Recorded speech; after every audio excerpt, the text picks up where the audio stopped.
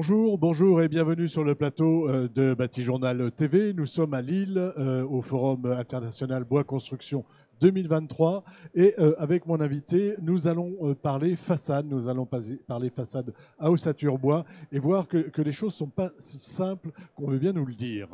Alors, avec moi pour en parler, Myriam Guédouard, bonjour. Bonjour. Myriam, vous êtes directrice technique chez VSA. Qui est VSA ? VSA est un bureau d'études enveloppe d'une trentaine d'années maintenant, qui s'articule autour de 4 agences dans le monde, donc 3 en Asie et l'agence de Lille qui couvre l'Europe et l'Afrique du Nord. Et on intervient sur des projets d'enveloppe, donc de façade et de couverture, sur gérer des projets architecturaux avec des personnalités singulières Vous êtes dans le projet exceptionnel et le projet un peu singulier. Exactement, de toute échelle. De toute échelle. De toute échelle. Petite et grande échelle. Petite et grande échelle. C'est le mouton à 5 pattes, quoi, pour faire... Ah, c'est ce qu'on aime, oui. C'est ce que vous aimez, ouais. d'accord. Ouais. Alors, la façade bois, ça paraît simple comme ça, mais vous dites que vous êtes un petit peu bloqué peut-être dans la créativité. Expliquez-moi un petit peu ce qui vous bloque. Alors... déjà, on est reconnaissant parce que la réglementation sur la construction bois et la façade bois notamment a évolué ces dernières années. Il y a quelques années, avant 2020, on n'avait pas ou peu de référentiels, ce qui permettait de faire quand même beaucoup de choses, mais qui nécessitait de passer par des systèmes d'ATEX, dans la plupart des cas. Donc l'ATEX, c'est attestation technique d'expérimentation du CSTB. Hein. Exactement. Là maintenant, avec l'arrivée du DTU 31.4 en mai 2020, on arrive à avoir un cadre pour faire de la façade bois, la façade de ossature bois. Je vais par contre préciser le domaine d'application, c'est-à-dire que le DTU 31.4 encadre des systèmes de façade bois qui ne participent pas à la stabilité structurelle du bâtiment. On est sur un équivalent de DTU 33.1 sur de la façade bois.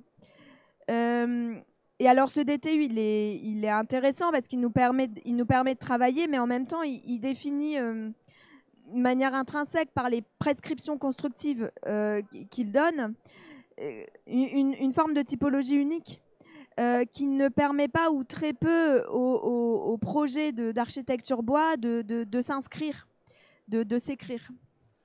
Qu'est-ce qui bloque selon vous ? Alors il y a plusieurs thématiques, mais...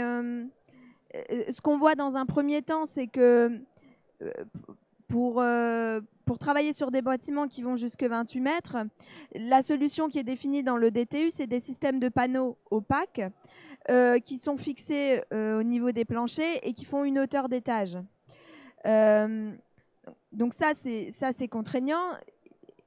À ça s'ajoutent aussi les contraintes de transport routier qui, si on veut rentrer dans des gabarits standards, limitent les hauteurs de façade à des hauteurs de 3,20 m, ce qui est compatible avec du bâtiment de logement, ce qui est un peu plus compliqué déjà avec du bâtiment de bureau, parce qu'on sait qu'on a des hauteurs d'étage. Voilà, pour les passages de fluides ou les réseaux techniques. Il y a ce premier point. Le second point, c'est qu'on a un recoupement qui est demandé dans le DTU, un recoupement au niveau de chaque plancher qui dessine quelque part la façade, c'est-à-dire qu'il y a presque une obligation d'en passer par le trait du recoupement, on va dire. Voilà, une interruption de la vêture qui se lie quand même en façade. Ça, c'est exacerbé d'ailleurs par les essais de laboratoire qui viennent compléter l'IT 249 sur les sujets de façade bois. Et ensuite, la dernière chose, c'est la façon dont le DTU intègre la baie. Quand on regarde les textes qui encadrent la façade bois, on voit que la baie est de petite taille, elle est centrée, et en fait on a presque l'impression que c'est un accident, c'est une exception dans la façade. Alors que les projets sur lesquels nous on intervient présentent pour la plupart du temps des surfaces vitrées importantes, au moins 60% de la surface de façade. Et alors comment on fait pour intégrer ces menuiseries À la façade. À la façade. C'est ça la difficulté, en fait, c'est que il y a très peu d'expressions possibles, en gros, hein, si j'ai bien compris. Ça bloque un peu l'expression architecturale et l'expression du bureau d'études qui travaille avec l'architecte. Exactement. Alors, comment on fait, nous, en tant que bureau d'études façade? Alors, comment on fait pour contourner? Voilà, comment on fait pour contourner en tant que bureau d'études façade et rendre de la place à l'architecture et éviter la contrainte? Alors, il y a plein de dispositions qu'on développe en ce moment sur des projets qui vont aboutir. Ce qu'on aime bien, nous, c'est donc dans le cadre, par exemple, de projets où on a des systèmes de châssis en bande sur allège, ce qu'on fait, c'est qu'on dissocie. Au lieu de répondre à un système de façade avec un panneau qui intègre et des menuiseries et des parties opaques, quand on a l'occasion de travailler en lots séparés, on va faire un lot menuiserie extérieure et un lot façade ossature bois. Ça permet aux entreprises d'ossature bois qui n'ont pas forcément de compétences dans la menuiserie extérieure, parce que c'est quand même un métier, il y a quand même beaucoup de contraintes et beaucoup de sujets à aborder. Ça leur permet de vraiment faire ce qu'elles savent faire et de bien le faire. Ça permet également de retrouver des panneaux de plus petite dimension. Ça facilite le transport. Et donc, ce qu'on fait, c'est qu'on vient rapporter des systèmes de panneaux ossature bois uniquement en allège, sur lesquels on vient poser des menuiseries en bande, par exemple, avec des libres dilatations entre ces ouvrages-là. Et ces éléments d'ossature bois sont fixés devant les planchers et les efforts au vent peuvent être pris par des poteaux quand on en a, par exemple. Voilà.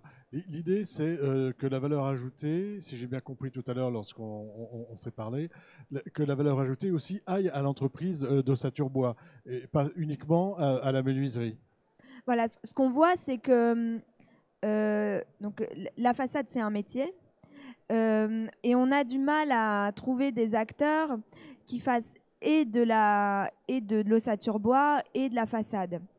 Qui plus est, sur certaines tailles de bâtiments, on arrive vite à des temps d'occupation de bureaux d'études et d'ateliers qui sont faramineuses, mais sur des délais courts.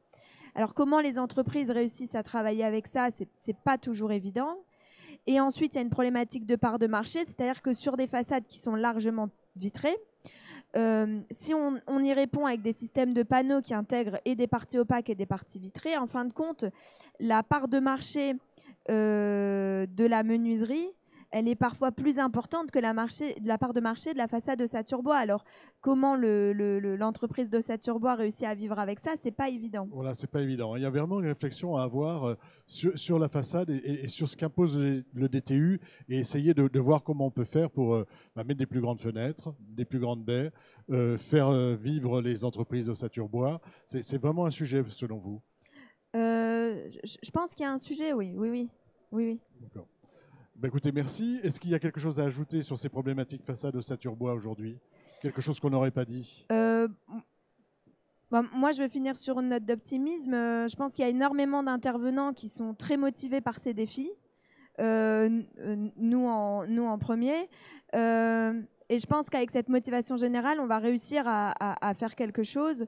Et on espère vraiment que les essais menés par les acteurs de la filière sur les assemblages, sur les cols, sur les matériaux, sur les nouveaux produits de construction qui vont arriver, vont permettre de faire avancer le métier, parce qu'il y a des belles choses à faire. Belles choses à faire en façade, et donc VSA spécialiste du mouton à 5 pattes, Exactement. y compris en façade bois. Ouais. Merci à vous d'être venu sur le plateau de Bâti Journal, donc nous parler de façade et de voir comment le bureau d'études VSA s'intéresse à la façade ossature bois et montre aussi les difficultés qu'on peut avoir à faire de beaux projets avec une façade à ossature bois.